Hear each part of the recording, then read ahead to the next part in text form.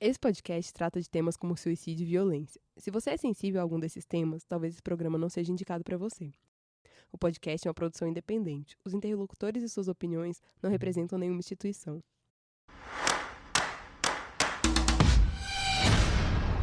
Vestígios é um podcast sobre perícia criminal.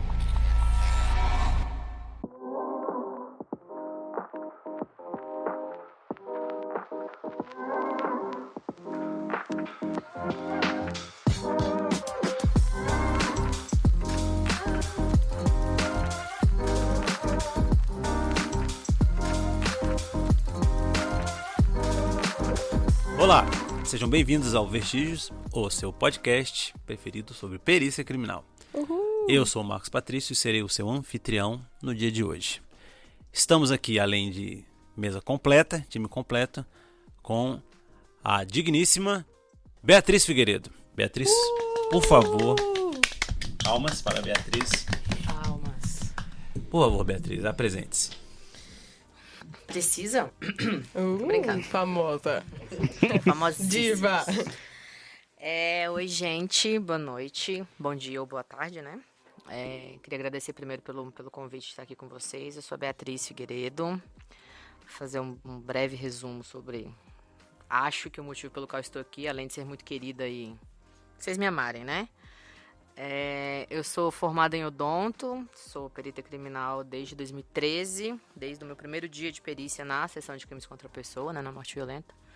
Fui chefe da seção por 3 anos e meio e hoje eu estou diretora da divisão de perícias externas do Instituto de Criminalística, aqui da PCDF. Arrasou. Acho que tá bom, né? Tá bom demais. O tema de hoje, então, nós vamos falar sobre perícias em locais de violência de gênero, e por isso que a Beatriz foi a convidada, porque talvez seja a pessoa... A maior autoridade no tema Ai, da gente, galáxia. fala mais.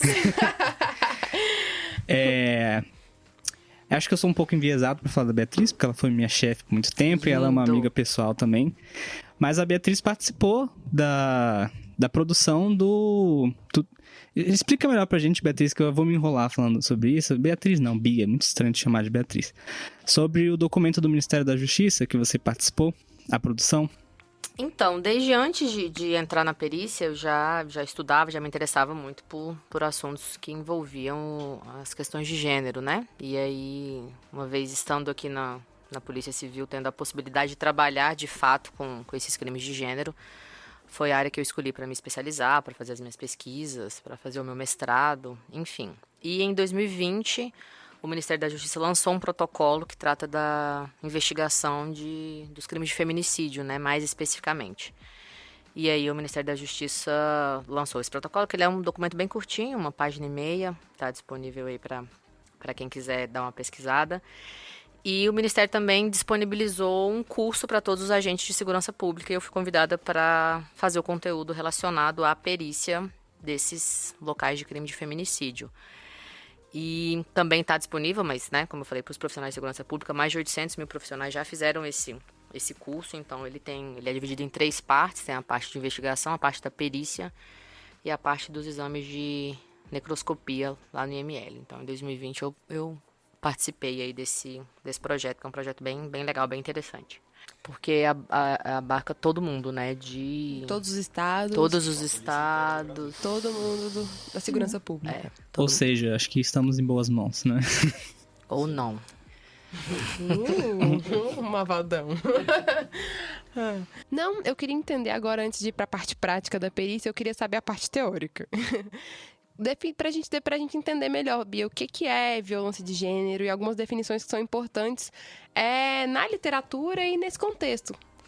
Então, para chegar lá nessa parte mesmo, como você falou, Isa, de violência de gênero, né? Normalmente a gente trabalha um pouquinho antes disso, porque a gente tem que deixar alguns termos mais claros, né? Para a gente entender que a gente está falando sobre a mesma coisa.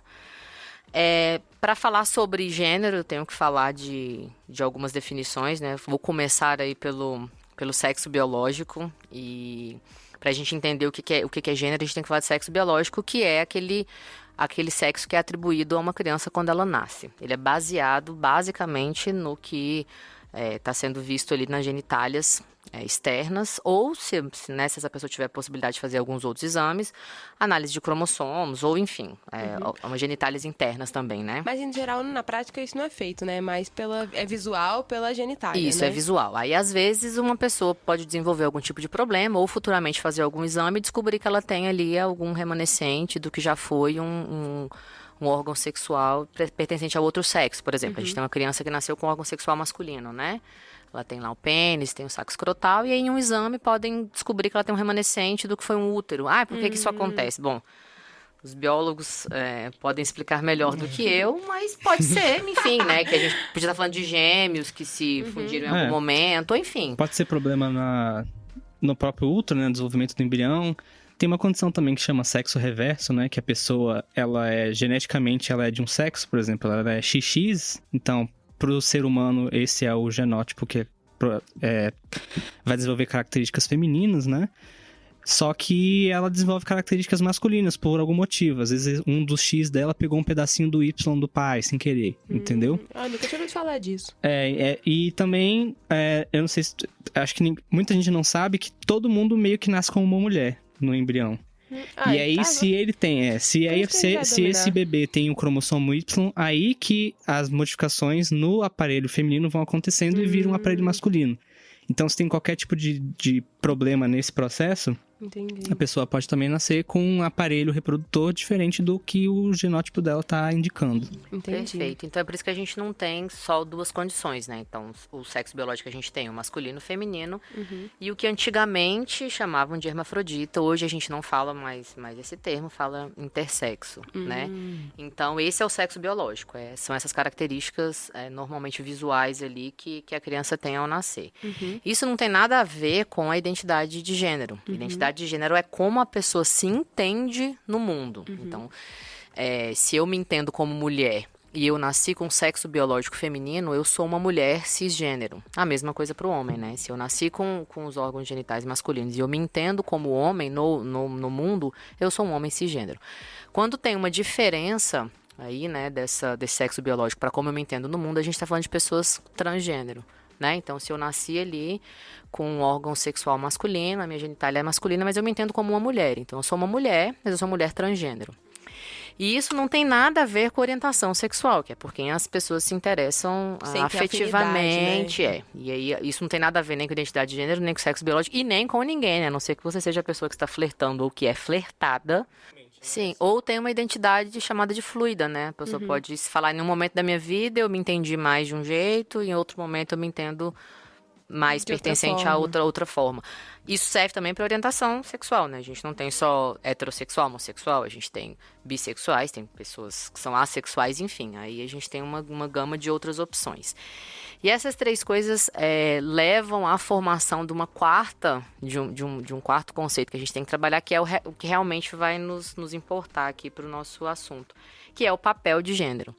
E aí o papel de gênero, isso sim, é interessante pra gente, porque o papel de gênero é como a sociedade espera que você se comporte, uma vez que você pertence a um desses gêneros ou a um desses sexos. Então, é aquilo assim, Isa, você é da polícia não é lugar pra mulher.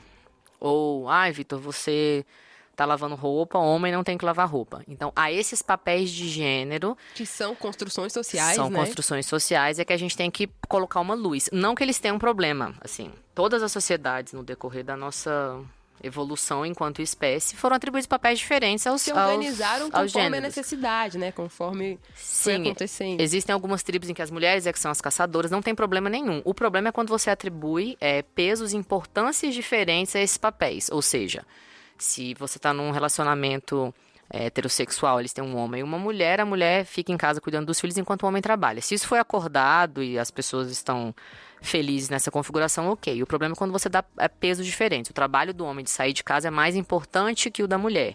E aí é porque a gente começa lá na fase basal ali do que vai desenvolver os vários tipos de violência de gênero. Quando você atribui papéis diferentes a esses pesos diferentes, importâncias diferentes. A isso que a gente está né? Quase como se você tivesse inserido conflito, assim, digamos, entre essas relações. Exatamente. Entre esses papéis, né? O papel que é desempenhado pela mulher, ele tem menos importância do que o papel que é desempenhado pelo homem. não é nenhuma coisa que a gente tenha que falar sobre, estamos abertos à discussão sobre isso. Isso são termos, né? São Como definições, você falou, não definições são opiniões, né? acadêmicas dos meios cientistas, pesquisas. Então, isso não é passível de, eu discordo. Não cabe concordância ou discordância. São termos que são, né? O que a gente tá falando aqui é a maneira como isso é tratado na lei e na justiça, né? Então, assim, também. você pode discordar o quanto você quiser, o que talvez faça de você um grande babaca, imbecil. mas um babaca, mas Grandíssimo babaca. pra lei isso pouco importa, né? Bom, não, mas eu achei interessante que a Bia começou falando sobre essa questão de uma assimetria, né, na importância dos papéis de gênero na sociedade. E aí eu vou entrar com a minha pergunta bem leiga, que eu tô só escutando e tô gostando, porque eu tô... De advogado do diabo. Não, eu tô embasbacado com tanto que vocês sabem, porque eu sei muito menos que vocês. O que você esperava da gente, Marcos? Desculpa. Surpreende 0 pessoas. Essa assimetria, quando ela é constante, que nem você falou, você começa a ter sempre o papel feminino inferior ao papel masculino. Isso é o machismo, isso é o patriarcado ou isso não é nenhum dos dois? Então, obrigada por ter me dado o gancho para entrar nessas outras definições. E aí, para falar de violência de gênero, a gente tem que falar de patriarcado, né? Que é um sistema social, a gente está falando de construções sociais, em que o homem, ele detém... E aqui, gente, né, espero que... Não vou nem falar isso para vocês que estão aqui na mesa, mas para quem está ouvindo, quando eu falo de homem, eu estou falando de uma forma geral, né? Para ninguém se sentir ofendido pessoalmente. Ou se você se sentiu ofendido pessoalmente, talvez você deva se sentir ofendido pessoalmente mesmo, aí eu não vou me desculpar. Talvez caiba uma reflexão sobre o próprio privilégio que você Também, tem, né? exatamente. Não, pelo amor de Deus. Não, Só se for Muta o na microfone DM dele, do Marcos. Twitter, manda uma mensagem pra gente no Twitter reclamando de tudo que você não gostou desse Vitor, episódio. você não é mais bem-vindo nessa mesa. Obrigada. E você pode mandar mensagem também pra gente. Então, o patriarcado ele é esse sistema social em que o homem predomina, né? E não só em relacionamentos afetivos, tá? Tô falando do papel do irmão, do pai, do avô, ou enfim, de todos os cargos de poder, né? De todas essas posições hierárquicas, elas seriam ocupadas por homem. Quando a gente tem esse cenário, é que a gente desenvolve o machismo, que é um modo de pensar, um modo de agir, em que o homem se entende como superior à mulher. E aí também já para deixar claro que machismo e feminismo não são opostos, né? O machismo prega que os homens, ou pelo menos inconscientemente ou involuntariamente está implícito ali, que os homens eles são superiores às mulheres. O feminismo não prega isso, o feminismo prega a igualdade entre homens e mulheres, e entre as pessoas de uma forma geral, né? Então o feminismo não quer que você, Isa, não se depile, não faça a sua unha. O feminismo não tá nem aí porque você vai fazer. O feminismo quer que você Que eu seja feliz. Exatamente. Se você quiser se depilar, ótimo. Se você quiser ser dona de casa, maravilhoso. Se você quiser sair pra trabalhar, ótimo também.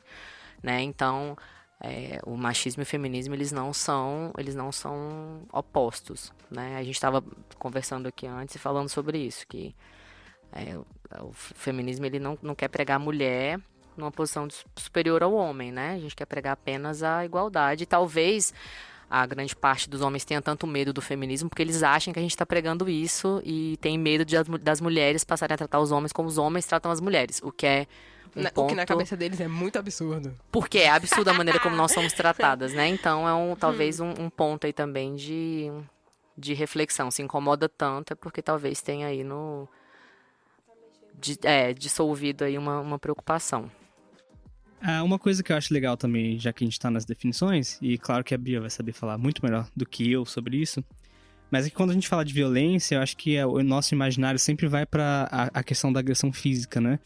E a violência de gênero, na verdade, ela tem várias facetas diferentes, né? Ela não é só o cara que bateu na mulher. Ela tem vários outros tipos de violência, né? E tudo isso também tem implicações legais, né? Tem implicações jurídicas, digamos assim. Sim, a gente aí pode falar de vários tipos de crime, né? O Instituto Maria da Penha, ele define alguns tipos de violência, mas aí o Instituto Maria da Penha fala sobre violência a nível doméstico, né? Mas a gente tem violência física, que é qualquer tipo de toque no corpo, qualquer coisa que lese aí a integridade física dessa mulher. A gente tem violência patrimonial. Violência patrimonial não é só você, de repente, tomou o dinheiro da mulher, não pagar pensão alimentícia é considerado hoje um tipo de violência patrimonial. É impedir que a mulher trabalhe desde que seja uma vontade dela. É tirar da mulher o direito de ter objetos, instrumentos, né, que ela possa usar para trabalhar, um celular, um computador, enfim, qualquer coisa que seja a mão de obra que ela use para trabalhar. A gente tem violência moral, que é toda vez que alguém ataca, né, o que está envolvido ali no quem a mulher é, né? Injúria, difamação, acusar a mulher de traição, enfim, todo esse contexto. A violência psicológica, que é quando a mulher é diminuída em qualquer tipo de relação, né? Ou, você é louca, ou, né, não, isso que você está falando é mentira, é invenção da sua cabeça, isso não aconteceu. Então, são várias nuances aí. Aí tem a violência sexual. A gente não está falando só da agressão sexual, né, só dos crimes contra a dignidade sexual. A gente está falando aí de várias outras práticas. Por exemplo, não sei se vocês acompanharam, mas começou a ficar bem comum na mídia aí esse tipo de caso em que um casal vai praticar, vai transar, estão lá praticando sexo consensual, todo mundo queria, e aí foi acordado ali que o cara ia usar um preservativo e no meio da relação sexual ele tira o preservativo sem a mulher ter consentimento. Isso é um tipo de violência sexual, né? Impedir a mulher de exercer o direito dela sexual, então obrigar uma mulher a engravidar, obrigar uma mulher a abortar. Os profissionais do sexo, né, é uma profissão regulamentada no Brasil hoje, mas você ganhar dinheiro obrigando uma mulher a praticar atividades sexuais, isso é crime. Ou seja, o cafetão ali, né, aquele cara que obriga a mulher, ou uma mulher, uma cafetina, obrigar uma outra mulher a essas práticas sexuais. Isso também tá no rol dos crimes sexuais. Essa coisa do tirar a camisinha em alguns países, eu sei que no Reino Unido estava tendo uma discussão maior sobre isso e é tipificado já é um crime definido. Aqui no Brasil tem alguma coisa do tipo? Assim, eu sei que tipificado no Código Penal não tem, né? Mas jurisprudência, assim, existe já caso? Sim, tem jurisprudência nesse sentido, né? De que se a mulher ela não sabia que esse preservativo foi retirado, né? Ou seja, ela começou a relação sexual acordando que o homem ia estar com preservativo. E ele tira no meio da relação sem ela ser informada e consentir, já é considerado um crime contra a dignidade sexual, né? Já entra ali no rol desses crimes, o que é um avanço, né? A gente precisa que esteja na lei, mas já é o entendimento já é jurisprudência, que isso se enquadra em crimes sexuais, sim. E isso desdobra para a questão fundamental do nosso episódio de como as perícias são feitas nessas situações. Aí a gente tem uma gama de perícias que podem ser realizadas, desde de perícias em que a gente não está falando de uma mulher assassinada, né, até a gente chegar no ápice, né, na expressão máxima desse tipo de crime sexista, que é o feminicídio. Então, a ideia lá atrás, quando eu fui fazer o conteúdo para o curso, eu vi que a gente não tem literatura específica nenhuma que fale sobre perícia em locais de crime de violência sexual. A gente tem, assim, uma literatura fantástica no país que fala sobre feminicídio, que fala sobre feminismo, mas muito voltado para uma área sociológica, que é importantíssima, mas a gente está falando de uma área acadêmica. E eu senti falta disso na prática. E isso é muito um sinal, um reflexo da pouca quantidade de mulheres que a gente tem desempenhando esses cargos, né? Então, poucas mulheres estudando sobre isso. A gente está falando especificamente do feminicídio de um crime novo, né? A lei é de 2015, então demorou um tempo aí até que as pessoas discutissem, começassem a entender um pouco mais o feminicídio. Então, a gente não encontrava nada na literatura. Então, a ideia foi pegar os vestígios, né? Tentar imaginar a maioria ou quase todos os vestígios que a gente encontra numa cena de crime e analisar aquele vestígio à luz de um crime envolvendo violência de gênero, né? Ou seja, se eu tô vendo uma mancha de sangue, a mancha de sangue ela é importantíssima para a perícia, né? Foi a pauta do primeiro episódio de vocês, inclusive. Mas se eu tô falando de um crime de gênero, o que pode me trazer a mais, né? O que o perito pode analisar numa mancha de sangue, numas fezes, no preservativo? Como calibrar a visão do perito a procurar esses vestígios, Exatamente. né? Ou, porque se você não sabe o que você está procurando, você não entende quanto você acha, né? Olha que poético. Então, viu? E caindo um pouco aqui naquele negócio de vou voltar um pouco atrás, aproveitar o gancho que você falou de feminicídio, explica pra gente, Bia, por que existe essa diferença, por exemplo, de homicídio e de feminicídio? Por que as coisas são tratadas de forma diferente, até mesmo no processamento local, sendo que, de fato, os dois tratam fundamentalmente da mesma coisa, que é matar alguém? Qual que é a diferença do feminicídio pro homicídio comum? Que é uma pergunta que muitas pessoas falam, assim, mas por que tem que tratar diferente, sendo que uma pessoa morreu, o homem também morre. A mulher morre também. Talvez seja a pergunta que eu mais escuto, é essa. Esse termo ele surge lá na década de 70, né, num congresso em que feministas, pensadoras, a gente não está falando de polícia, não está falando de perícia, nada, mas elas estavam analisando essas mortes dessas mulheres e elas perceberam que as mulheres elas morrem, na grande maioria, né, quase absoluta dos casos, porque elas são mulheres. Então, quando você examina, você estuda, ou você pesquisa essas mortes, e elas estão dentro do rol ali dos homicídios comuns, e quando eu falar de homicídio comum, não estou falando que sejam crimes menos importantes ou que não precisem ser investigados. Estou falando os crimes comuns que eu digo assim, decorrentes de violência estrutural, de violência urbana, tráfico de drogas, briga de trânsito, né? Quando você coloca o feminicídio, a morte das mulheres, nesse mesmo bolo, você não tem estatísticas plausíveis para entender esse fenômeno, né? Então aí eu falo pela minha experiência própria de 9 anos de morte violenta. Nesses 9 anos eu fiz um local em que a mulher realmente foi morta e o cara teria matado ela se ela fosse um homem, uma travesti, ou enfim. Era uma questão de briga de... Ela deu cano num cara que ela trabalhava, entre aspas, junto ali num desmanche de carro, e ele veio atrás dela e matou ela. Ponto. Todas as outras mulheres que eu fiz, ou, enfim, tirando os suicídios, as mortes aparentemente naturais dos acidentes, né, as mulheres que morreram ali vítimas de efetivamente um crime, foram mortas porque elas são mulheres. Ou porque terminou com o namorado, ou queria separar do marido, ou porque tinha um vizinho que queria ter um relacionamento e ela não queria, ou porque a mulher estava simplesmente no ponto de ônibus e ela não foi só assaltada, ela foi assaltada, estuprada e morta. Então, aquilo que você não nomeia não existe, né? Aí eu me pergunto só por que ninguém questionou isso quando a gente falou do infanticídio, porque uma criança também é um ser humano. Mas a gente trata o infanticídio diferente porque precisa ser tratado de uma maneira diferente. A gente está falando de um momento muito específico. É a mesma coisa do feminicídio. O feminicídio não é uma lei nova, não é um crime novo. O feminicídio é uma qualificadora do homicídio.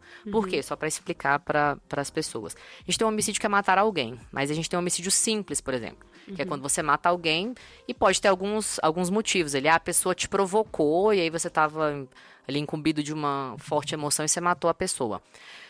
Antes de ser nomeado como feminicídio, essas mortes de mulheres podiam cair nessa categoria de homicídio simples. E aí a gente está falando da sociedade machista. Então, o que é provocar? Você estava de roupa curta. Você provocou. Você saiu para trabalhar. Mas você estava no ponto de ônibus às 11 da noite. Então, você provocou. Danada.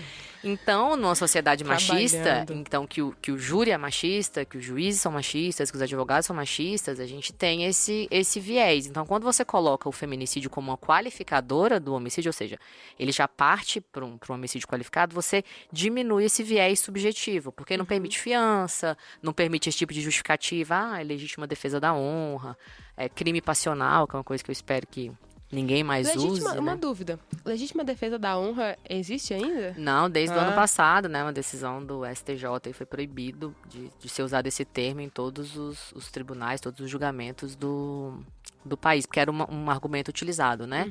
A mulher traiu o cara e pela legítima defesa da honra, ele matou a mulher. Ou seja, o bem tutelado pelo... Ai, não posso rir, não.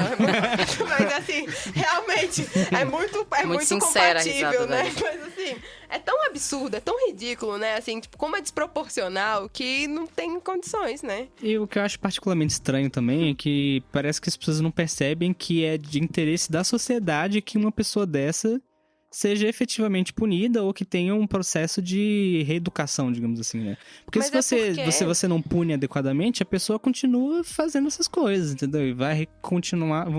Outras vítimas vão continuar sendo produzidas. Então, assim... Mas, por exemplo, uma sociedade patriarcal que reproduz o machismo, isso é o natural. Tipo, não é um absurdo, entendeu? Então, Sim, entendi. agora que a gente começa a mudar, E assim, efetivamente. isso é tão interessante, você vai falar bizarro, mas eu mudei o termo. É que quando você vai olhar, se você for olhar os números, né, a gente tem anualmente aí o Atlas da Violência que publica, né, vários casos. Homicídios por faca, suicídios, enfim, das secretarias de segurança do Brasil inteiro. E você olha alguns estados em que o número de feminicídios é bem menor que outros estados. E alguns estados em que você imaginaria que esses números fossem ser maiores, né? Alguns estados que são... que tem uma cultura mais rural, então assim, que você tem aqueles homens que têm menos acesso à educação, que são mais machistas. Lá o número de feminicídios é menor. Mas O que é estranho das pessoas pensarem, mas como? é falta de registro. Nem só a falta de registro, é porque a mulher é morta quando ela rompe com o padrão de violência que ela sofre. Então, se você tá apanhando em casa calada, seu marido não vai te matar. Ele te mata quando então você decidir ir nesses locais, embora. Tipo, Nossa, não tá sendo rompido. Não. Nunca pensei sobre Nossa, Então, Bia, São mas isso é muito Paulo, triste. outros estados, assim, São Paulo, alguns estados do Sul, Brasília, o índice de feminicídio é muito alto porque você tem mulheres tendo mais acesso a trabalho, à educação, então elas querem romper com esse ciclo de violência e é quando elas são mortas, porque enquanto a mulher está aceitando ser tratada como um objeto, tá tudo bem. O problema é quando o objeto cria vida e fala, eu não vou mais Eu ficar mereço aqui. mais. Eu sou Aí ela é melhor que morta. isso. Quando ela bota um cropped, reage. Quando ela bota um cropped reage. Aí é que ela é agredida e ela é morta. E além disso, a gente tem uma porcentagem de subnotificação dos casos. Porque aí você também tem nesses lugares a polícia sendo mais machista, mais preconceituosa. Mas muito é por isso. A mulher Polícia ela só que morre. também é dominada por homens, Exatamente. né? Então a mulher ela só morre quando ela decide ora. sair desse ciclo de violência. Enquanto ela tá permanecendo, ela tá apanhando calada, ela não é morta, né? Então quando ela decide ir embora que a escalonada na violência aí aumenta. Eu queria só fazer uma intervenção Pode, com uma as pergunta perguntas que que nossos veio... fãs mandaram? Só rapidinho, que eu sou o host e eu vou fazer a minha pergunta rindo agora. o quê, dos fãs? Escuta o chefe. Que a Isabela não tá nem Escuta escutando. o chefe nessa porra, por favor. Desculpa. Mas eu achei interessante essa questão de romper e que a Isa levantou, de que a própria polícia é dominada por homens. É melhor você ter uma unidade que seja especializada em perícias de feminicídio. É melhor você ter uma unidade que seja especializada no atendimento à mulher, ou é melhor que você invista no treinamento para que todo policial e todo perito saiba fazer um exame de feminicídio e saiba atender uma mulher? Muito, muito interessante essa pergunta, que eu estava conversando sobre isso esses dias. Assim, eu acho fundamental a gente falar da mulher ocupando esse espaço, mas acho que a gente tem que tomar muito cuidado para não continuar tirando a responsabilidade dos homens. Assim. Então, chegou uma mulher, não, vai você falar com ela que você sabe como falar. Sim, porque eu estudei a vida inteira sobre isso. Ao invés de simplesmente se colocar numa posição de que eu não sei como tratar isso, que tal se você fosse treinado ou desenvolvesse as habilidades necessárias para tratar uma vítima com o mínimo de respeito e dignidade e sensibilidade. É claro que, por exemplo, se a gente estiver falando de um exame de uma mulher que foi estuprada, ela vai chegar no IML, se ela tiver uma médica, às vezes ela vai se sentir mais confortável de ser atendida por uma mulher. Mas a gente não pode tirar a responsabilidade dos profissionais, aí falando especificamente dos profissionais de segurança pública, de entenderem como tratar uma vítima, até porque isso é um luxo que a gente não pode se dar hoje em dia, porque a maioria da polícia em todo o país ela é formada por homens. E aí você tá numa unidade, numa delegacia, só tem homens, aí você não vai ter ninguém para tratar a mulher. É óbvio que unidades especializadas, desde delegacias até grupos de perícia especializados em atendimento à mulher, é muito importante, porque quanto mais especializado um serviço, melhor ele é. Mas eu não sou a favor de você colocar essa especialização única e exclusivamente nas mulheres. Acho que a gente tem que treinar os homens para entenderem esse métier, como é que é esse approach, como é que você fala com uma vítima, como é que você trata uma vítima. Senão fica sempre assim, eu não sei fazer. Como um ser humano com empatia, né? Sim, eu não sei fazer, vai lá você e faz. Ai, gente, desculpa, eu falo gesticulando, tô metendo a mão em absolutamente todas as coisas aqui, perdão. Acho que também é interessante que às vezes até cai naquele negócio de que às vezes a mulher realmente não tem estudo na área e pelo fato de ser uma mulher vão lá e falam, você é mulher, você entende disso. E assim, todos nós vivemos numa sociedade machista e patriarcal. E algumas mulheres também vão reproduzir o discurso machista. Com certeza. Então não significa que também só porque a mulher é uma mulher, está na condição de mulher, que ela vai saber lidar com a situação. Exatamente. Então, assim, mesmo nesses casos, é interessante que as pessoas tenham um treinamento adequado para saber lidar com esse tipo de situação. Né? Exatamente. Entender que, no final das contas, a gente, enquanto profissionais da segurança pública, você atender uma vítima, uma testemunha, qualquer pessoa com dignidade, né? Não é um favor que você está fazendo, é a sua obrigação enquanto servidor público. Porque eu acho que também a gente esquece um pouquinho que o servidor público ele serve à população e não o contrário, né? Não é a população que te serve enquanto servidor público, você que está servindo à população. Então a gente tem que entender o mínimo de todas essas questões sociais e políticas, né? Tudo é política, então a gente tem que falar disso, assim, de pessoas com deficiência física, de populações indígenas, de crime de homofobia, de crime de racismo. Você não pode se dar o direito de falar, eu não entendo sobre isso. E uma outra coisa que eu vejo também é a falta de proatividade de buscar, né? É muito confortável você falar, eu não entendo, ou então sempre perguntar para uma mulher, Isa, o que eu faço aqui? Não, eu posso te apontar. Bia, o que eu faço? Não, posso te apontar, mas ao invés de te apontar, te explicar, eu vou te passar 3 livros aqui que são interessantes. Hoje em dia a gente está um clique de ter acesso a qualquer tipo de informação, né? Então, assim, não dá mais pra gente usar essa desculpa de eu não sabia, eu não sei como me portar. É claro, não tô falando de níveis elevados de especialização, não é isso, mas o mínimo básico, assim, enquanto servidor público, a gente tem que saber. A impressão que dá realmente é que só corre atrás quem tá inserido naquele meio. Então, por exemplo, as questões LGBT, normalmente quem corre atrás de entender isso e de fazer funcionar são pessoas que são LGBT. No caso das mulheres, imagino que seja a mesma coisa, assim. Mas aí eu acho legal, eu vou falar um outro termo e também já vou pedir licença para explicar, que também é um termo que causa muito, né, muitas dúvidas, que é o lugar de fala, né, que é um termo que eu nem concordo com lugar de fala. Eu acho que seria melhor se a gente falasse o lugar de onde eu falo. Lugar de fala todo mundo tem, você pode falar sobre o assunto que você quiser.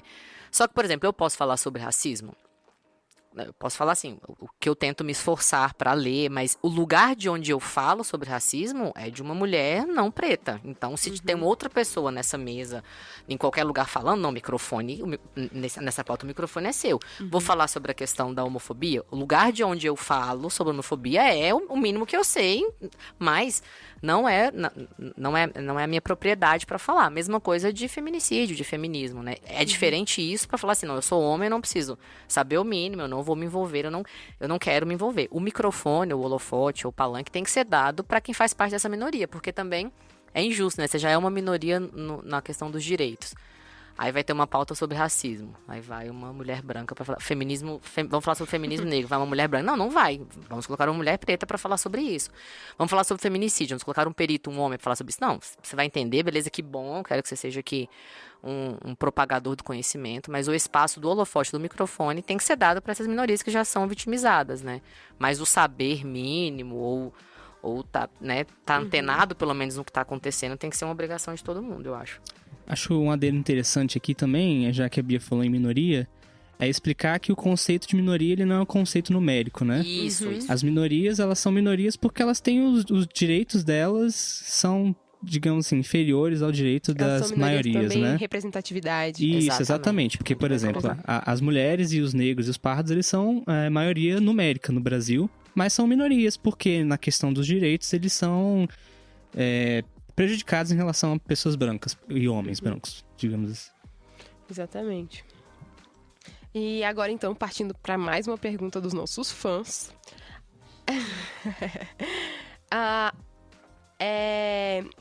Uma das nossas ouvintes queria saber como que a perícia criminal pode contribuir para a promoção dos direitos das mulheres. Então, a questão do feminicídio, aí eu tô falando porque o feminicídio é o ponto final, né, desse crime sexista. Ele é considerado um ataque aos direitos humanos de uma forma geral, né? Isso foi preconizado pela ONU Mulheres. Então, o que o trabalho de um perito ele vai contribuir é porque nesse local de crime que ele está investigando, ele tem condição de trazer materialmente, eu não estou falando de nenhum critério subjetivo, elementos que configurem aquele local como um local tipicamente de violência de gênero, né? E aí vai depender do local, se a gente está falando de uma Maria da Penha, ou se a gente está falando de um feminicídio mesmo, tem elementos ali que são de violência simbólica, de violência sexual. Então, quando o perito encontra isso, sabe reconhecer e traz isso no laudo, ele dá ferramentas para quem quer que esteja julgando, né? Ali para o tribunal do júri, para o juiz, né? Para o defensor, para um promotor, enfim. Entender que a gente está falando claramente de um local de violência de gênero. Por exemplo, vou dar um exemplo para você. Você vai fazer aconteceu isso com uma colega, foi fazer um local de feminicídio, a mulher estava morta na calçada. Ela foi examinar a casa e encontrou uma gaveta com histórico. Mas todo mundo tem essa gaveta ali, que você guarda uns exames, uns raios-x. E aí, quando ela foi procurar, ela viu vários exames e idas ao médico para surras que essa mulher vinha tomando. Inclusive tem um raio-x do braço dela quebrado há 7 meses antes. Então, receitas de antibióticos, de anti-inflamatórios. Por que isso é importante eu trazer essa história médica dela? Porque isso me prova materialmente que essa mulher estava apanhando já há muito tempo, né?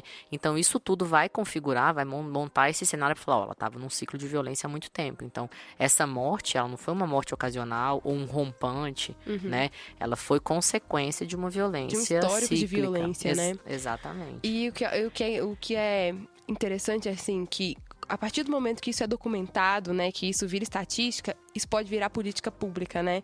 Pode virar uma política pública de remediação, de prevenção, né, de educação.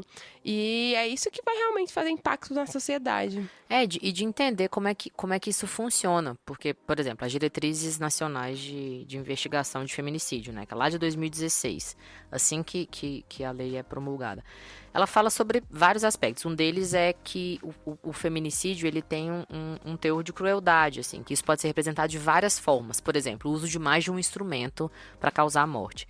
Na morte violenta, e aí o Meneghel e o Vitor estão aqui para não me deixar mentir sozinha, não é muito comum você encontrar, assim, a pessoa... Acontece, mas não é assim, não é o padrão você encontrar uma pessoa que foi morta. Tinha facada e tinha disparo de arma de fogo. Apanhou com uma pedra e, sei lá. Não é comum. Nos casos de feminicídio, isso é muito comum. Ou o uso de mais de um instrumento, ou o uso excessivo de um instrumento. Meu primeiro feminicídio na polícia, a vítima tinha 76 facadas, né? Então é muito além daquilo que seria o necessário para matar uma pessoa. Isso é uma demonstração de ódio, que é um dos motivos que faz a gente qualificar o homicídio, transformando ele em feminicídio, né? Que é a misoginia, que é o ódio à condição de mulher. Ou então esses ataques em áreas que são consideradas femininas, né? Rosto, seio, ventre, os órgãos genitais. Ou o uso diferente, né? Tem um caso muito típico, que é um feminicídio seguido de suicídio, que o marido matou a mulher com ácido sulfúrico. Ele jogou ácido sulfúrico nela, porque ele falou assim, se você sobreviver, você vai ficar deformado e ninguém mais vai te querer. E ele se mata com um disparo de arma de fogo. Rápido, nunca morri com um disparo de arma de fogo, né? Mas não deve ser raro, né? Não deve, não sei. Mas então, a diferença, por que ele não atirou nela ou não jogou ácido nele também? Não, nela ele joga ácido sulfúrico pra ela sofrer, pra ela ter dor, e ele se mata com um tiro. Então tem essa diferença. Então, isso tem que ser trabalhado, isso tem que ser tratado, porque isso é uma coisa que tem que ser observada. Não é um detalhe insignificativo, né? É um detalhe que faz diferença na persecução penal aí. E na persecução penal. Acho que aqui tinha outras duas perguntas que iam nessa linha, assim. Uma delas era perguntando se existia um instrumento mais comum para a prática de feminicídio. E a outra perguntava se, em caso de violência de gênero, os crimes costumam apontar a intenção do agressor em diminuir ou humilhar a vítima. E se, nos casos das mulheres trans ou das pessoas que se identificam como travestis, se ocorre algum tipo de violência punitiva, assim. Acho que é bem isso que você falou agora, né? Sobre o instrumento, não só no feminicídio, né, mas assim, aí de uma forma geral, a pessoa mata com aquilo que ela tem à mão.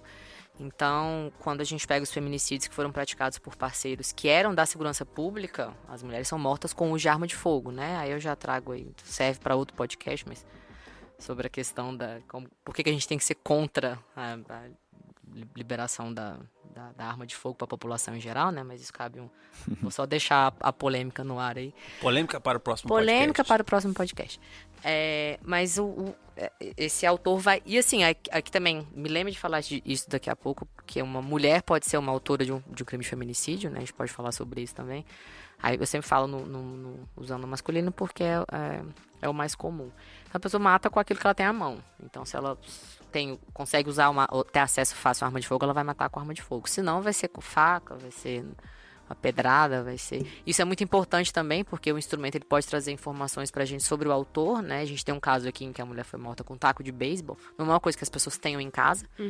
Então, será que esse suposto autor, ele tinha um taco de beisebol em casa? O ex dela jogava beisebol. Perfeito, então, né? Ou armas típicas de colecionadores, ou calibres que são restritos. Então, o instrumento, ele traz, além da causa da morte, ele traz informações muito importantes. Sei lá, usou um punhal, uma faca muito diferente, que é tipo de colecionador. Isso traz informações importantes. A outra pergunta era sobre as mulheres trans, né? E a existência de violência punitiva. Alguma coisa punitiva relacionada. Então, não sei se vocês sabem esse dado, mas o Brasil é o 5º país que mais mata mulheres no mundo, né? E o país que mais mata travestis no mundo. E o Brasil também é o país que mais consome pornografia trans. Então...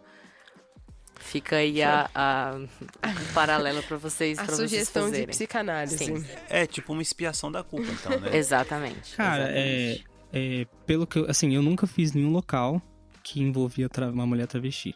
Mas eu conheço por relato de colegas e sempre parece que é uma questão do tipo assim, o cara faz o uso, normalmente faz uso assim, entre aspas, né? Mas normalmente tem prostituição da travesti envolvida. Então, assim, usa os serviços da travesti e depois, meio que por uma questão de, às vezes, vergonha do que fez, ou porque alguém ficou sabendo e a pessoa ficou envergonhada, vai e, tipo, né, mata a travesti. Então, assim, eu não tenho dados, estou falando de uma coisa bem anedótica mesmo, tipo, da minha vivência, mas me parece que sim, nessa questão de violência contra travestis especificamente, tem muito uma questão de vergonha, de querer sumir com o problema que a pessoa criou. Problema entre aspas, né, gente? Que a pessoa percebe como problema. E é por isso que, não sei se já ficou claro, se não, vale deixar claro então, que as mulheres trans, elas também se enquadram aí no rol de vítimas de feminicídio. Também não é um favor, isso está na lei, aqui no DF especificamente. Isso é uma publicação da Corregedoria, as mulheres trans, né? Desde aquelas que passaram pela cirurgia de ressignificação do sexo, quanto as que não passaram, enfim. Elas são consideradas vítimas de crime de feminicídio também, se conseguir provar ali que foi ou violência doméstica ou em relação ao desprezo pela condição feminina. E além das travestis, a gente tem esse feminicídio contra algumas profissões que são estigmatizadas, né? Massagistas, garçonetes, dançarinas, strippers, que tem isso, né? A pessoa, como você falou perfeitamente, a pessoa consome aquele serviço, mas ela despreza, ela tem um ódio, porque é o que eu falei. Não é por acaso que o Brasil é o país que mais mata travestis e que mais consome pornografia trans, né? Então, você tem esse paralelo. Então, e tem coisas que na perícia a gente pode procurar, né? Como eu falei, às vezes o ataque à região genital, corte de cabelo, às vezes a gente está falando de mulheres que usam perucos, aplique, que são arrancados, unhas postiças que são arrancadas, isso tudo. É comum também ter uma violência sexual, né? Sim. Às vezes, né, junto, né? Primeiro a violência sexual, depois o... Sim, exatamente. E acho que é interessante falar que é justamente o que você falou do papel de gênero, né? Assim, não importa se a pessoa é uma mulher trans que nunca fez a cirurgia de ressignificação, sei lá. Ela, sei lá, decidiu no dia que ela ia se identificar como mulher trans. O que importa é que naquele momento que ela foi morta, ela estava exercendo um papel de mulher. Para a sociedade, né? Nesse sentido, tem uma pergunta aqui de uma das nossas ouvintes. A Flávia quer saber, em um local, por exemplo, ela dá um exemplo de uma situação em que um casal seja composto por uma mulher trans, que talvez socialmente, fora de casa, ela ainda não seja reconhecida como mulher trans, porque não contou para ninguém. E em locais de perícia dessa natureza, tem alguns elementos que ajudam a identificar, por exemplo, se essa mulher ainda não tem um nome social, se eu estiver usando algum termo incorretamente, você, por favor, me corrija, viu? Pode deixar. Mas, por exemplo, nessa situação, uma mulher trans que sofreu violência, mas que socialmente, fora de casa, ela ainda não se identifica como mulher trans. É difícil fazer perícia nesses locais? Já aconteceu algum caso? Você tem alguma vivência nisso? Não é tão difícil, porque ela vai ter alguma coisa que caracterize ela como mulher. Uhum. Seja numa vestimenta, nem que seja dentro de casa. Ela podia trabalhar para fora, né, com roupas de uso tipicamente masculino. Mas no ambiente doméstico, ou na hora que ela foi morta, ela vai ter no guarda-roupa produtos, maquiagens, ou vestes, ou enfim, alguma coisa que demonstre ali, ou até na divisão interna do trabalho, né? Assim, de tarefas domésticas, né? Exatamente. Ou, aí entra a nossa gama infinita de possibilidades de perícia, um celular, um diário, alguma coisa em que ela relata esse nível primeiro de relação íntima e depois de papel que ela desempenhava.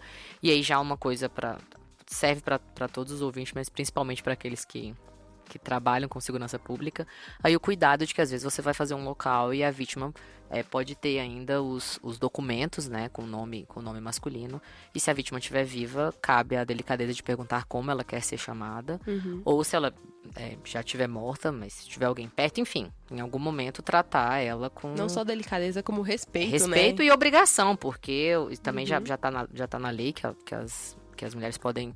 As mulheres trans podem usar o nome social em processos, então não é um favor que a gente faz, mas uma coisa pra gente se atentar pra maneira como a gente se refere a essas mulheres. Agora, desculpa, pode falar, Vitor. O que eu só ia comentar, e me corrija se eu estiver errado, mas eu imagino que talvez uma situação dessa que a Flávia falou, talvez não seja muito comum, né? Porque eu imagino que a questão de, tipo, até chegar no feminicídio é uma violência meio que continuada, né?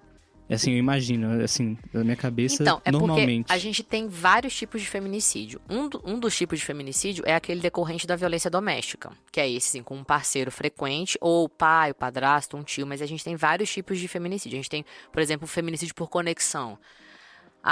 Eu tenho uma boca de tráfico aqui, você tem outra, e você quer me atingir, você vai matar a minha mulher, né? Então, esse é um feminicídio por conexão.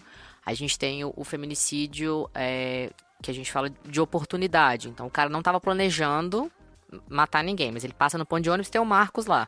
Aí ele vai roubar o celular do Marcos, no máximo dá um soco, o Marcos cai ali. Se é a Isa, ele vai roubar o celular, estuprá-la e matá-la.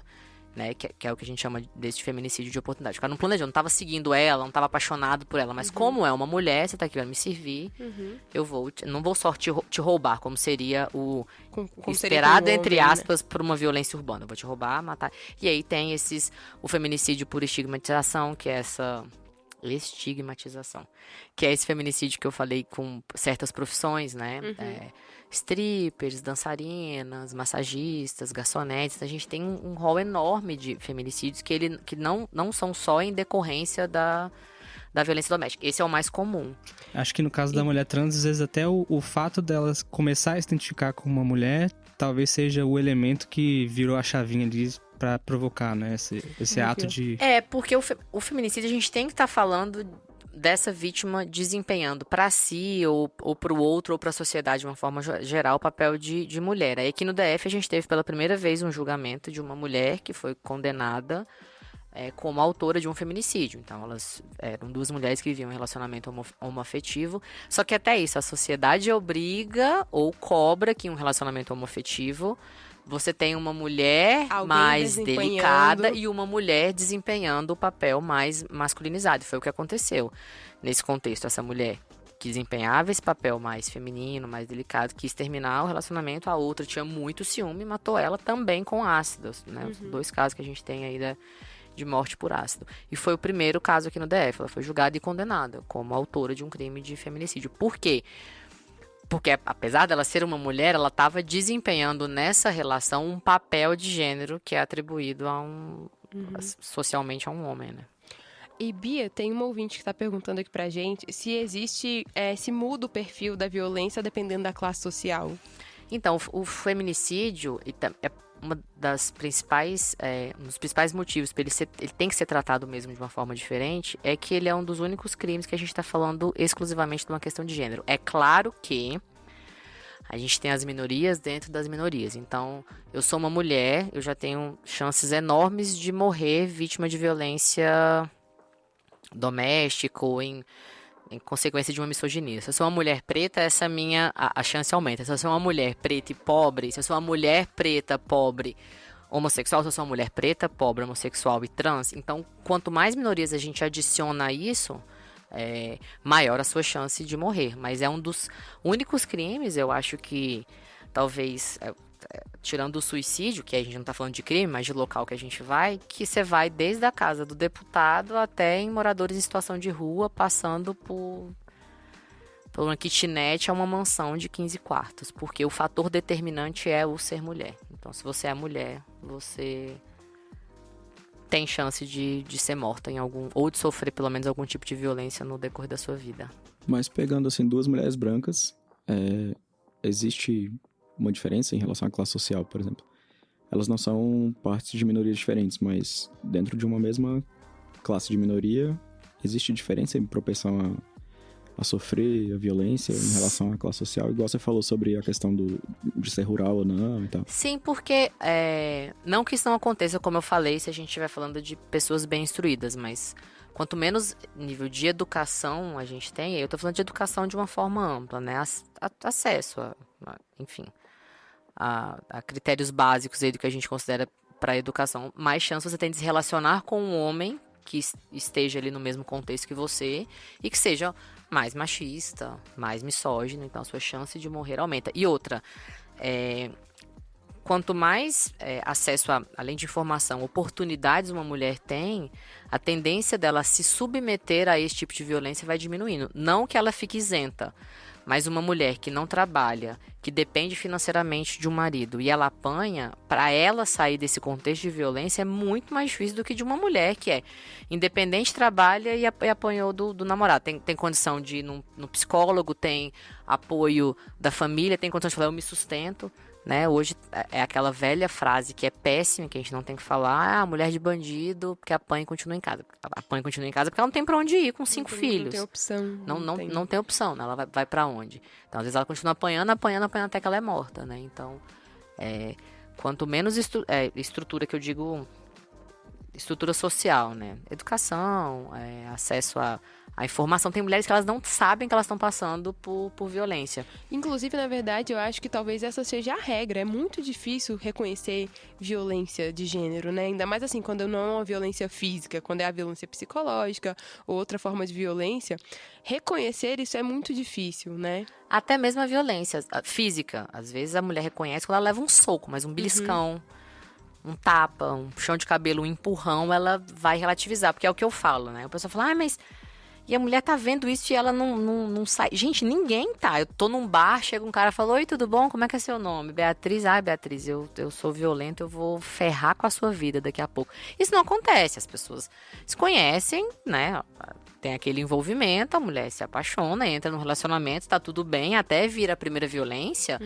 Aí tem a primeira violência, o cara, não, me desculpa, isso não vai acontecer de novo. É a fase que a gente chama de fase de lua de mel. Ele vai mandar flores, vai trazer bombons, aí fica tudo bem, até ele ter um segundo surto. Não é assim, oi, tudo bom? Então, tô te conhecendo agora, amanhã eu vou socar a sua cara, tá? Semana que vem eu te mato. A mulher, ai, que ótimo, era tudo que eu queria num relacionamento.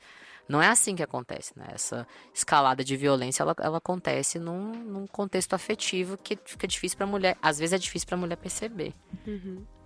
E para quem tá de fora, familiares, vizinhos, como que a gente ajuda essa mulher? Como que a gente percebe essa violência? Ajuda de alguma forma? Você tem alguma dica?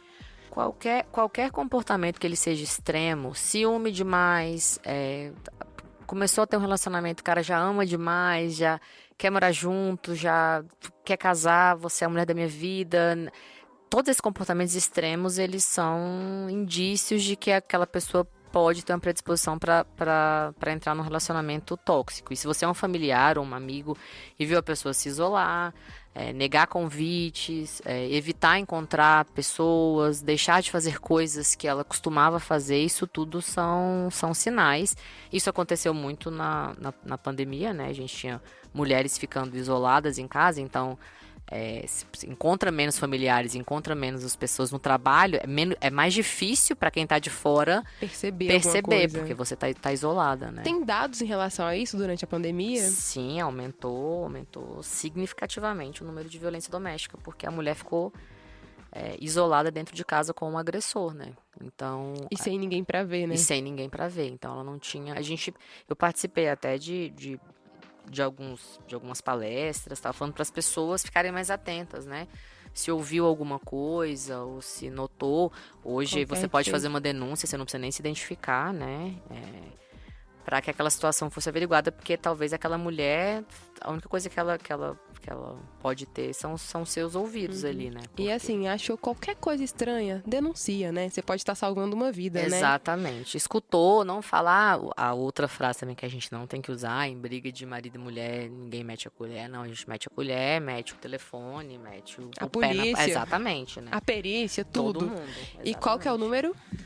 Bia? O 180, né? Lá, assim, 180 é se você estiver sendo vítima de algum tipo de violência, não naquele momento, ou se você conhecer alguém. Lá vai ser direcionado se você precisa de ajuda psicológica, terapêutica, do conselho tutelar, de uma assistência social. Agora, se a violência está acontecendo na hora, o melhor é ligar para o 190, que é o telefone da Polícia Militar, né? Por exemplo, você está ouvindo alguém gritando que está apanhando naquele momento, ou você está sendo agredida naquele momento, é 190. 180 é mais para um aconselhamento, assim, sei lá.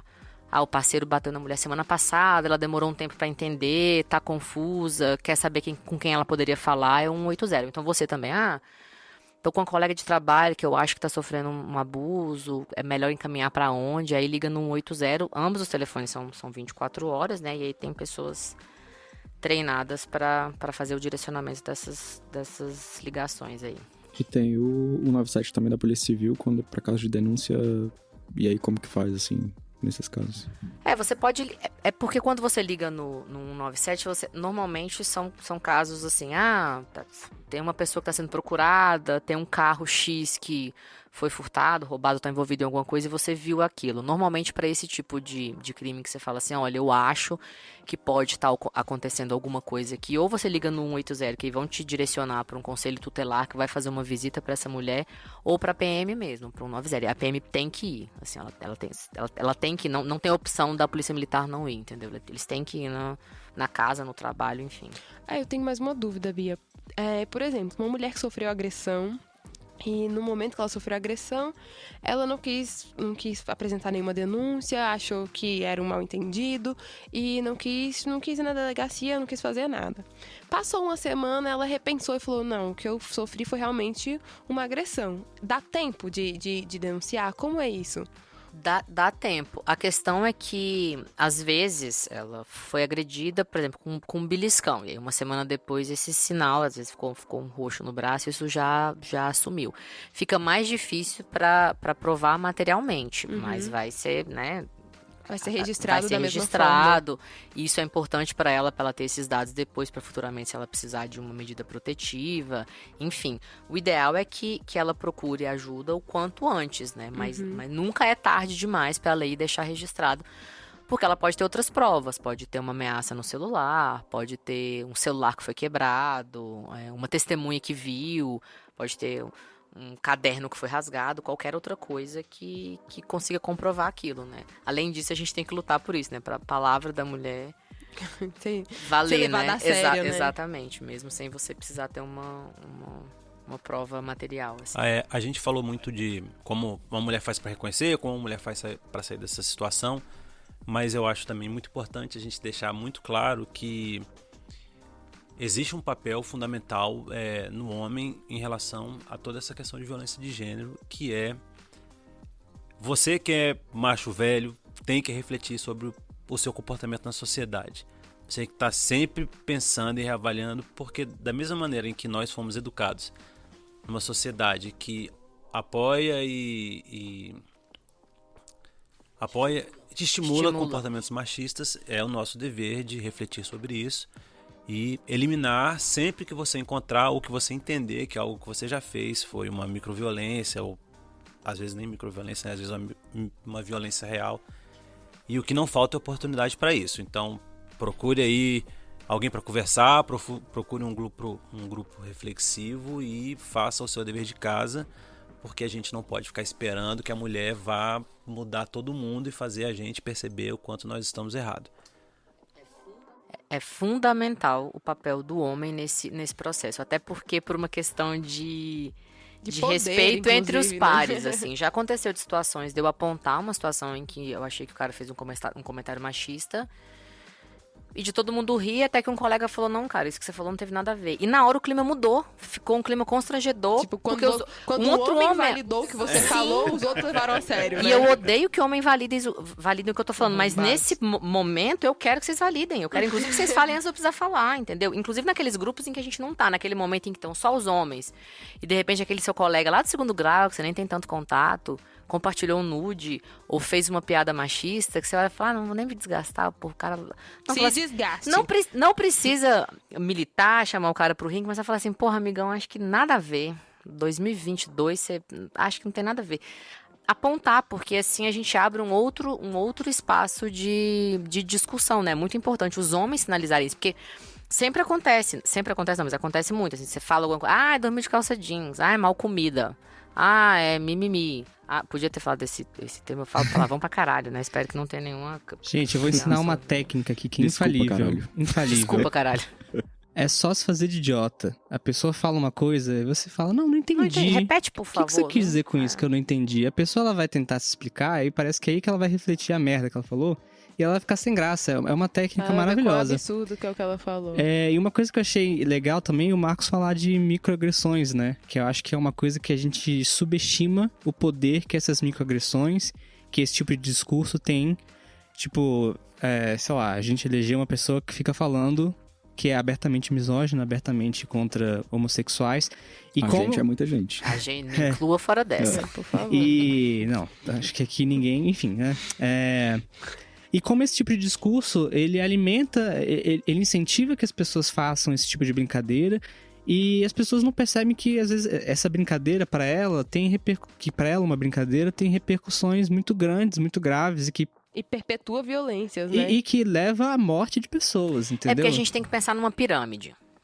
Porque o que eu falo com amigos próximos, meus sobrinhos, eu tenho um sobrinho de 22 anos e um de 20 anos, que a coisa que eles mais escutam na vida é sobre, desde 10 anos de idade, eles estão sendo treinados para... Doutrinados. Doutrinados completamente, na balbúrdia, para terem noção de certas coisas, e a violência de gênero é uma delas. Então é uma base de uma pirâmide. Eu não tô falando que se você fez uma piada ou se você não recriminou o amigo que mandou um nude lá no grupo da escola, você vai matar uma mulher. Não é isso. Mas esse tipo de piada vai fomentar, de repente, um cara, quando uma mulher passar, ele mexer, falar um fio-fio. O fio-fio, quando ele tá bêbado numa festa de carnaval, ele já acha que ele pode pegar no braço. Quando ele pegou no braço, E se ele ela tá tirou o namorando, braço. aí ele já puxa mais forte. Num relacionamento, ele puxa o cabelo. Entendeu? Então, é uma escalada. E é aquilo que você falou brincando no começo, nem todo homem, é uma frase que eu uso muito, é que nem todo homem mata, mas toda mulher tem medo, né? Então, vocês nunca passaram por isso, mas eu tenho certeza que a Isa já passou. Se eu tô num prédio público, num prédio qualquer muito alto, eu entro no elevador sozinha, a primeira coisa que eu faço é pegar meu celular. Eu tenho medo de um homem entrar em algum dos andares, apertar o botão do pânico, ele me estupra no elevador antes de chegar do próximo andar. Eu, toda vez que eu vou abastecer o carro, à noite, eu compartilho minha localização. Então, são coisas que a maioria dos homens... E não é assim, nossa... Preocupações que a gente não Não tem, né? tem, não tem. E nem pensa, né? Nem tipo, pensa. Antes de você me falar desse negócio do elevador, nunca se passou pela minha cabeça que alguém teria medo de entrar no elevador. Eu nunca entendeu? pensei nisso, nem sabia. Tipo, eu né? pego o elevador e foda-se. Entrei no elevador, saí do elevador, acabou. O elevador. Isso não faz parte do nosso arsenal cognitivo. E é por isso que eu digo que às vezes a gente subestima como que essas microagressões vão ter impacto na vida das pessoas, né? Isso é tão visceral que eu tava fazendo um local de afogamento com o Rabelo há um tempo atrás. E foi na beira do lago, os bombeiros tinham tirado esse cadáver do lago, colocado na ciclovia, e foi no final do plantão. Isso era 7h30 da noite, então tava escuro já. E eu era a segunda do local, então eu tava tirando as fotos. E assim, na nossa equipe eram 4 policiais, tinha a equipe da delegacia, tinha os bombeiros, tinha uns 15 policiais no local. Então um local extremamente seguro. Além de tudo, eu estava armada, né? E aí eu me afastei um pouco, porque eu fui tirando umas fotos. Quando eu me dei conta, eu tava numa área um pouco mais fechada, bem na beira do lago. A primeira coisa que veio na minha cabeça, eu falei, meu Deus do céu, eu tô aqui nesse mato sozinho, escuro. Foi muito mais forte o meu instinto de preservação, de falar, eu tô sozinha aqui no meio do mato, do que de eu lembrar que primeiro eu estava armada e depois eu estava num ambiente com 15 policiais. Mas o meu primeiro ímpeto foi esse, de falar assim, meu Deus do céu. E é uma coisa que a maioria dos homens não tem, o medo de ir de Uber sozinha pros lugares, de voltar de Uber sozinho, de ter que simular. Quantas vezes eu já simulei, eu moro sozinha, que eu tinha um namorado, um marido em casa, quando vai um cara trocar o gás, ou o cara da net vai instalar a minha internet, eu fico do lado de fora. Ou de simular, não, oi amor, você tá chegando em casa. De medo de simplesmente 2h da tarde, o cara tá instalando. A Bia, você tá falando que todo mundo... Não, mas eu não sei se ele é um estuprador, eu tenho medo. A chance de eu ser estuprada na minha vida é... A chance de uma pessoa ser atacada por um tubarão é, sei lá, 0,02%. A chance de uma mulher ser violentada na vida é 36%. Então, assim... E você não entra no mar em Recife, né? E você não entra no mar. tubarão. Exatamente. Então, assim, eu vou ter medo de todos os homens mesmo. Então, vocês não têm que se sentir ofendidos com esse medo. Vocês têm que falar assim, não, a gente tem que tentar mudar essa realidade. E parte disso é fazer esse papel, principalmente quando em espaços em que as mulheres não estão, né? Quando vocês estiverem só entre homens, quando... Enfim, nas suas próprias vivências mesmo, né? O que você falou de refletir sobre coisas que talvez você pense ou pratique, porque foram incumbidas isso em você, não é assim. Nossa, eu nasci assim, né? A síndrome da Gabriela. Eu nasci assim, eu cresci assim. Não. Em algum momento te ensinaram, ou você viu, ou você consumiu informações que te falaram, tudo bem ser desse jeito, né? É interessante a gente abordar essa questão, né, da diferença de perspectiva de gênero na vida em geral, que obviamente, né, homens enxergam a vida diferente das mulheres, mas eu queria puxar para uma pergunta que a gente recebeu de uma ouvinte muito especial, um beijo para a Laura, que ela quer saber o seguinte, um perito, homem, processa um local de feminicídio da mesma maneira que uma perita mulher, ou existe perspectiva de gênero entre os peritos também? Se a gente estiver falando de pessoas que não foram treinadas, assim, a gente nunca falou sobre isso. Eu tendo a acreditar que a mulher, por ela ser mulher, ela tem... Eu tendo, porque é o que a gente voltou a falar, né? Nós, mulheres, a gente se desconstrói também diariamente, porque a gente também tá num universo machista, mas... Por ser mulher, a gente já se atenta para algumas coisas que talvez não, que um homem não vá olhar. Então, se eu estiver falando de 2 profissionais completamente sem treinamento algum, eu chutaria que uma mulher perita ela tem um olhar de gênero por ela fazer parte deste contexto há muito tempo, né? Então, é por isso que a gente tem que treinar todo mundo para a gente estar todo mundo no mesmo patamar, assim, de conhecimento mínimo. Mas eu falaria quase que com certeza que se eu estiver falando de 2 pessoas que não foram treinadas, que a mulher ela tem esse olhar para questão de gênero muito mais aflorada, porque ela sofre com isso, né? desde sempre, né? Desde a gente é criada para não se nasce mulher, morre-se mulher, né? Então a gente é criado para se defender, para ir no banheiro junto, né? Porque é isso, numa balada, você tá numa balada. Eu vou estar com sua namorada. Num estado hipotético, tá, Vitor? Já aqui. Meninas, Vitor Costa solteiro. Quero, tá? Sigam No final, Sigam. Vitor CSI. Manda DM. Pode mandar pro Twitter do podcast também. 5 que a gente pontos se você repassa pra for ele. gótica. Se você for trevosa. Trevosa. Ah, meu Deus. Trevosa. Você tá com a sua namorada numa balada lá, num show de rock muito doido que você vai. Ela fala, amor, eu vou ao banheiro. Ela não vai demorar 2 minutos, até que você chega no banheiro, tem uma fila, banheiro feminino demora um pouco, mas se ela demorar ali 10, 15 minutos, você não vai se preocupar. Em 10, 15 minutos ela pode ter sido abordada na porta do banheiro, o cara pode ter entrado com ela pra dentro da balada, ninguém vai ouvir ela gritar porque o som tá alto, ele pode ter estuprado ela, ter desacordado ela, ter saído e você não notou ainda. Então a gente tem isso, né? Por que a mulher vai junto ao banheiro? É um instinto de sobrevivência. Eu vou junto porque eu não sei. É engraçado, né? Porque eu já vi esse tema ser abordado com uma certa... Eu nunca tinha parado pra pensar nisso, porque as pessoas falam, a mulher adora ir no banheiro junto, tipo, por quê? O que vocês ficam fazendo no banheiro? Isso é tipo, eu como homem, eu nunca nem pensei nisso, e agora que você falou, é tipo, não, elas vão juntas no banheiro porque tem medo Sim, exatamente. de acontecer alguma Acho que coisa. a coisa que eu mais tô pensando aqui nessa conversa eu nunca pensei nisso. É o tempo inteiro. É exatamente, né? Você fala, caraca, velho, tipo, é uma perspectiva completamente diferente da minha realidade.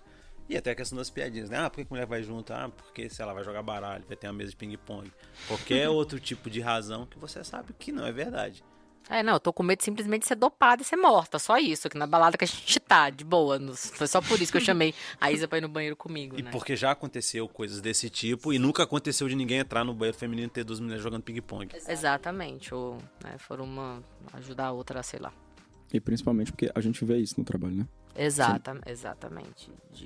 Do golpe do Boa Noite Cinderela, né? Enfim, de mulheres que são dopadas ali em encontros, ou enfim, ou em várias outras situações. Então, é isso. Eu acho que é muito interessante. Que bom que, assim, se a gente sair daqui hoje com vocês 3 sensibilizados. E olha que eu tô falando de vocês 3 que são uma minoria esclarecida aí, que eu confio pessoalmente, mas de situações que vocês nunca pensaram, assim, vocês 3 saindo hoje aqui já com essa ideia de, cara, eu nunca tinha pensado nisso, não imaginava que isso passa na cabeça exatamente, de vocês. Nunca pra mim já vai ter, problema. já vai ter valido o rolê todo, porque eu acho que essa é a ideia, né? Mentira, a gente pagou em cerveja também pra ela e pizza. Por isso que eu estou agradecida. E aí, puxando um pouco mais para a parte técnica da perícia de feminicídio em si, o que você tem de recomendação para dar para os peritos mesmo, que estão trabalhando agora em outros lugares, aí, em outros estados, e que vão fazer perícias de casos de feminicídio? O que tem que ser especificamente olhado nesses locais, assim? Bom, recomendação que façam o curso do Ministério da Justiça. Não, mas ele tá à disposição. Uhum. Ele é um curso de 60 horas, era pra ser de 40, mas o material ficou, assim, sem falsa modéstia nenhuma, ficou muito legal e ele virou um curso de 60 horas. Ele é gratuito, é em EAD, tá lá no portal do Ministério da Justiça. Que compre o meu livro de feminicídio no final do ano. Já pode fazer jabá agora? Ou... Pode, por favor. Pode, vai sair, mas Jabá no aqui final do ano só. Mas, assim, seria impossível falar tudo agora, porque isso pude dar um curso de 1 semana, mas a ideia é ler um pouco mais sobre isso, mas pensar assim, como nisso aqui que eu tô vendo, além de ter um cadáver, que é um vestígio importante, mas é mais um dos vestígios que a gente tem, não é o único, eu poderia configurar uma questão de violência de gênero. Por exemplo, em 2017 a gente teve uma atualização da lei do feminicídio, que inclui algumas qualificadoras para o feminicídio, que já é uma qualificadora, né? Uma delas é se o feminicídio for cometido com vítima menor de 14 anos, maior de 60, portadora de alguma deficiência física ou alguma doença degenerativa. Então, por exemplo, às vezes você vai fazer um local de feminicídio e não tem cadáver. O cadáver foi socorrido, morreu no hospital, ou um local que realmente no cadáver não foi encontrado ainda. Pô, se você encontrar um aparelho auditivo, isso é importantíssimo, né? Porque a vítima poderia não ouvir, isso é uma deficiência que é uma qualificadora. Então, são esses detalhes que a gente tem que estar muito atento. Uma muleta, às vezes uma cadeira de rodas, porque, pô, numa casa de 3 andares, 1 milhão de coisas é importante. Às vezes eu tô tão fixada aqui numa mancha de sangue ou numa arma de fogo que tá ali que eu não vi que tinha uma muleta atrás da porta. E isso pode ser... vai ser muito mais importante para colocar uma qualificadora do que, de repente, os vestígios que a gente costuma encontrar mais. Tentar pensar que a gente está falando sempre dessa questão do que a sociedade entende como feminino, então procurar em todos os sumidouros ali, ralo, lixo, o cabelo cortado. O cabelo cortado é diferente do cabelo que foi arrancado numa briga, né? O cabelo cortado ele pode ser um indicativo aí de uma violência, de uma tentativa de diminuir a mulher. Animal de estimação, torturado ou morto. Alguns outros bens, às vezes a televisão tá lá com alguns disparos de arma de fogo. Não tem nada a ver a televisão, foi ele mirou na mulher, você deu na televisão. Às vezes não, às vezes ela começou a trabalhar com o primeiro salário, isso não é hipotético, tá? Aconteceu. Com o primeiro salário ela comprou a televisão, então o cara atira na televisão primeiro, depois atira nela, porque é um jeito de puni-la, né? De causar dor.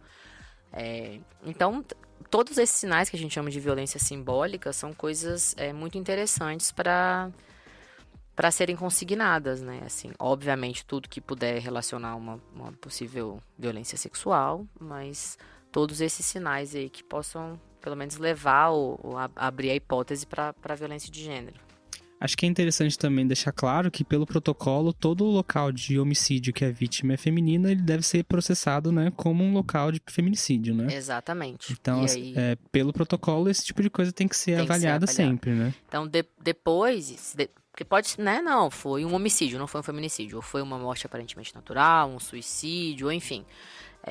E isso é mudado, mas é muito mais fácil você mudar isso depois do que pedir originalmente como um acidente e depois descobrir que é um feminicídio. Inclusive, aí já dando um spoiler, porque eu acho que é uma coisa que a gente vai ter que tratar futuramente também, que a gente também já tá levantando dados e números aqui, para os casos de suicídio. Não tô nem falando dos casos de suicídio que não são suicídios, mas dos casos do suicídio em que a mulher desenvolveu um quadro de ansiedade ou de depressão, ou enfim, um quadro suicida, por estar envolvida numa situação de violência de gênero, né?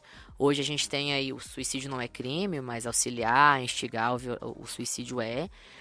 E é uma coisa que eu gostaria, eu já comecei a conversar com alguns parlamentares, porque eu acho que isso tem que ser discutido, para casos em que você consiga provar que aquela mulher ela desenvolveu um quadro de depressão, de ansiedade, de distúrbio alimentar ou qualquer outra coisa, em virtude de uma violência. Então eu acho que se conseguir provar isso, esse cara tem que responder ou... Não sei aí se vai inventar uma tipificação nova. Talvez até uma questão de tortura também, psicológica, exatamente, né? porque hoje isso não é tratado. E a OMS considera a violência contra a mulher como uma pandemia mundial, né? Porque são desenvolvidos vários distúrbios, como eu falei, a mulher desenvolve ansiedade, desenvolve depressão, desenvolve distúrbios alimentares, distúrbios de comportamento. Então, às vezes, ela não morre pelas mãos desse agressor, mas ela desenvolve outros quadros que vão causar o óbito, né? E isso é um dado que está solto aí, não está sendo analisado. E Bia, não estava sendo analisado. Pensando no futuro, o que a gente pode fazer para mudar isso? Mudar esse quadro de violência contra a mulher e de violência de gênero? O que a gente faz? Então, pergunta de milhões, né? Acho que o primeiro passo é falar sobre isso, discutir sobre isso, e passa por vários pontos diferentes, né? Políticas públicas, principalmente, né? Empoderar as mulheres para entenderem uma situação de violência e saber se Identificarem, defender. né, uma situação de violência. Abarcar os homens pra falar, ó, isso aqui é uma situação de violência, ó, isso aqui você tá, né, reproduzindo um discurso machista. E eu acho que um primeiro passo, talvez não tão utópico assim, já aproveitando o gancho aí de 2022, falando de eleições, é a gente ter representação, né? Assim, nós mulheres Eleger somos a maioria mulheres. das eleitoras e a gente é uma minoria esmagadora No Congresso, no Congresso. nas câmaras legislativas. Exatamente. Então, a gente precisa consumir mulheres.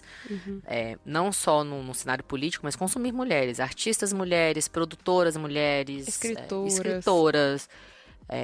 Enfim, porque você estimula o mercado, você estimula mulheres a terem a sua independência. E mulheres mais independentes são mulheres mais conscientes, mulheres mais fortes, que aceitam cada vez menos quadros de violência.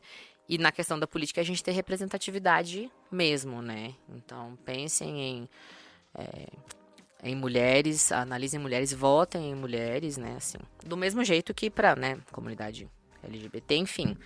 E aí, dentro das mulheres, você não precisa ouvir todas as mulheres. Você pode ouvir de Maria Bethânia, a Anitta, a Pablo Vittar. Você pode escolher o estilo de música que você quiser. Você pode, né, assistir... Vamos fazer um momento de indicações? Vamos. Então vai, Vitor, indica uma autora ou uma artista, uma Cara, mulher. eu vou indicar uma banda de death metal que chama Crypta. Inclusive, vamos marcar a Crypta aqui nesse comentário, porque eu quero ver elas no show agora no final de semana. Muito Vai, bom. Cripta, manda Parece que ingresso temos um aqui. interesse paralelo. E se Elas tiver gótica vão- no Cripta, por favor, manda DM aí pro Vitor. Elas vão tocar no Porão do Rock aqui.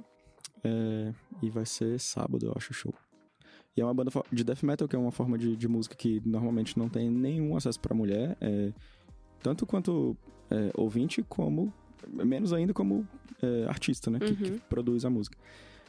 E ter uma banda só de mulher disso é muito, muito legal, assim. E elas trazem... não sei, mas eu tenho a sensação de que elas trazem elementos novos pra música que eu não via antes, sabe? Que os homens deixaram passar batido.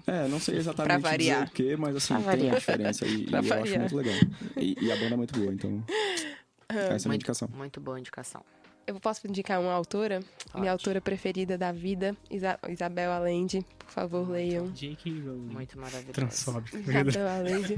Isabel Allende, se você estiver ouvindo um podcast Te em português amo. sobre perícia criminal, eu Beijos. sou Me sua nota. fã. Me nota. Eu quero Beijos, te conhecer. De Isa para De Isa. Isa Mas Paraíso. Tem um livro? nunca Eu falar. amo todos. Paula é meu preferido, mas Paula. tem A Ilha Sob o Mar, A Casa dos Espíritos, tem 1 milhão. É muito bom. Legal. Leiam. Paula, comecem por Paula. Ai, gente, eu vou roubar. Pode roubar. Porque eu não vou indicar uma mulher, na verdade. Eu vou indicar uma drag, que ela Maravilhoso. performa como uma mulher, mas ela não se identifica como mulher. E eu acho que é meio batido também, mas pra quem não conhece, eu vou indicar a Rita Von Hunt, que eu acho que é uma pessoa... Perfeita, maravilhosa. Rita pessoa- Von Hunt, se você estiver ouvindo esse podcast, eu quero ser sua amiga. Eu também, não, eu Chama quero a gente real, eu pra quero qualquer real, por coisa. favor. Qualquer coisa. Eu acho que é uma pessoa que tem opiniões muito lúcidas e que fala de questões de gênero. Então, assim, não tá tão fora da nossa temática. Então, assim, apesar de não ser uma mulher, performa como mulher e fica aí a indicação, porque eu acho que é uma Perfeito. pessoa incrível. Dá um show. Uhul. Eu tenho 59, né? Primeiro, Beatriz Felipe, tô zoando. Não, Bom, de livro, eu acho que eu podia começar com os livros da Djamila Ribeiro, mas eu acho que Quem Tem Medo do Feminismo Negro é um livro que eu acho que todo mundo tem que ler em algum momento da vida. Se a gente vai falando de podcast, eu aconselho vocês a ouvirem Praia dos Ossos. Claro, depois de Vestígios, né? Pelo amor de Deus. Mas Praia dos Ossos, que fala sobre o assassinato da Ângela Diniz, porque ele é um podcast que tem ali, acho que 6 ou 7 episódios, que é muito bom. Inclusive, convidem a gente para uma próxima instalação do Por favor. podcast. Tem um documentário na Netflix que é Feministas, o que elas estavam pensando, que também é sensacional. Eu aconselho vocês a assistirem, porque ele traz diversas vivências de feministas. E assim, fica parecendo que é uma dica ou um conselho muito cult, né? Mas então, se vocês quiserem consumos mais rápidos, procurem seguir mulheres no Instagram, né? Assim, eu falo do Instagram porque é uma ferramenta muito diária, assim, com informações muito rápidas, muito instantâneas, assim, ou ouvir uma música, né? Ouçam Rita Lee, Elza Soares, se vocês não quiserem ouvir Anitta e Pablo Vittar, não precisa, né?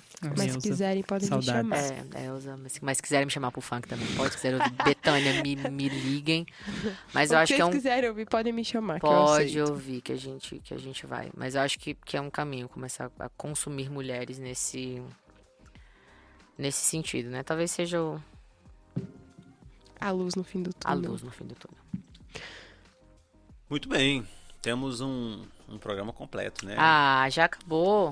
Já acabou. Ah. Aliás, nós temos 2 programas, né? Porque com 1h20 de duração, que nós estamos aqui conversando, provavelmente a gente vai dividir isso aí em 2 partes. 1h20? Não é 1h20, possível. é. Vocês falam Eu muito, acho 1h20 gente, pelo amor de tranquilo. Deus.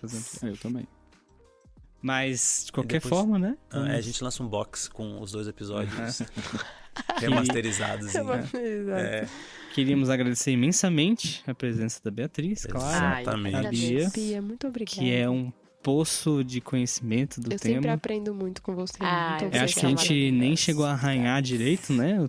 A profundidade que o tema, mas eu espero que a pergunta original, né? O tema original, que é perícias em locais de violência de gênero, tenha sido, pelo menos, basicamente respondida.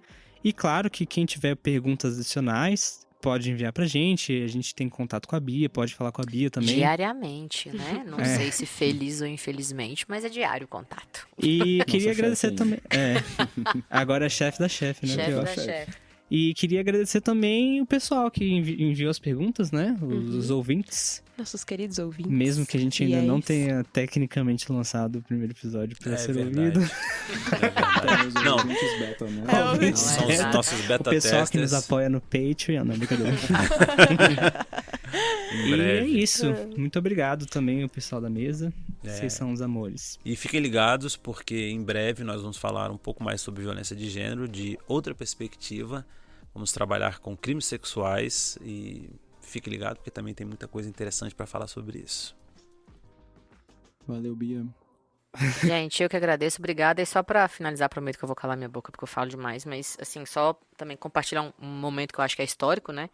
Está numa nova formação, numa nova configuração da direção do Instituto de Criminalística aqui.